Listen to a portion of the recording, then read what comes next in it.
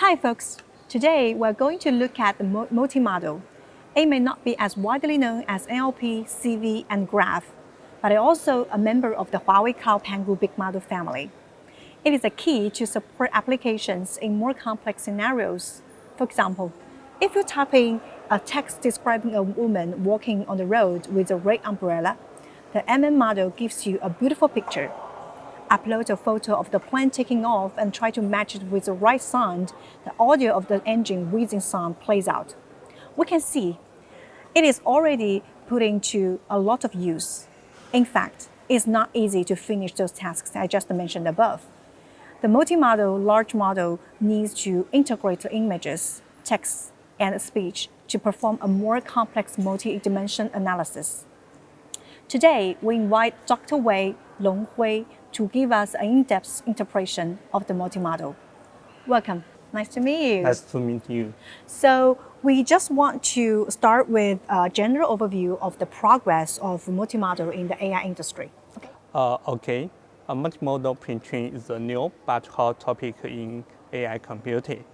With the clip and the DALL-E proposed by OpenAI, and they showed some amazing results. More and more researchers in both academia and the industry have realized that multimodal pre-train can change people's life and make AI smarter. More and more multimodal pre-train methods have been proposed in recent years. Generally, multimodal pre-train can be divided into two categories. One is the multimodal understanding pre-train field, and the other is the multimodal generative pre-train field. In the multimodal understanding pre-train field, there still exists two categories. One is the one-stream framework-based methods, and the other is the two-stream framework-based methods. In the one-stream framework-based methods, like Unitar proposed by Microsoft, in which image and text is encoded into discrete tokens, and then Unitar can utilize one transformer architecture to process these tokens and unify this multimodal information. Therefore, we can clearly see that one-stream framework-based methods belong to the multimodality information early fusion framework. Therefore, the complexity of their training process is very costly.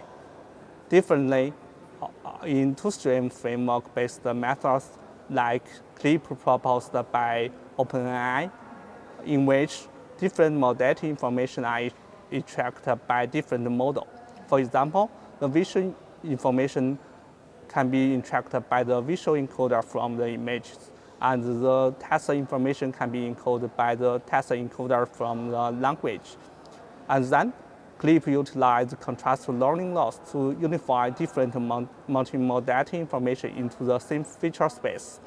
Therefore, we can see that two-stream framework-based methods belong to the multimodality information lead fusion framework. Therefore, their training process is very effective. Consider the efficiency of training process. Two-stream framework-based methods have become the mainstream in current multimodal understanding pre-train field. In the multimodal generative pre-train field, there still exists two categories. One is the autoregressive based methods like DALL-E 1 proposed by OpenAI, and the diffusion model based methods like DALL-E 2 also proposed by OpenAI in this year. Great. So I think the multimodal will be very popular in the AI industry because it has multi-dimension analysis, right? So so the next question I want to ask is, what's the progress of Huawei Cloud multimodal? A good question. Our Pangu team pays lots of attention on this field and propose different approaches to handle different problems in this field. For example, in multimodal understanding pre-train field, we propose a novel method called loop, which has been submitted in top conference near IPS.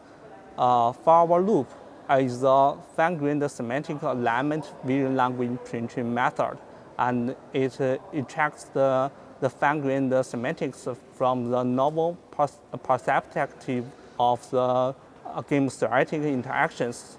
To efficiently compute the game theoretic interactions, we further proposed a novel uncertain-aware sharply interaction computing module.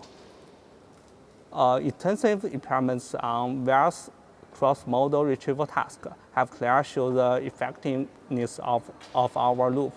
Moreover, without any object-level human notions, our loop can achieve excellent methods performance on the both vision grounding and object detection tasks. Moreover, our loop opens a new directions to learn the fine-grained information from large-scale raw image test pairs. Moreover, in the multimodal generative pinching field, we also propose a novel method called Alpharmer. Alpharmer is also autoregressive based framework, different with DALL-E 1 proposed by OpenAI. It speeds up the first time with about 30 times, where it can also generate good generation results. Great. So I feel that the multimodal analysis is based on the NLP, CV, and more dimensions, right? And what's the impact of the multimodal analysis on other models? Okay, good question. In this year, we propose a new method called multimodality guided visual printing, named MVP. Utilize a large-scale multimodal understanding printing model like CLIP or our loop to enhance the semantics of other single modality printing model. For example, the visual printing model like done in MVP.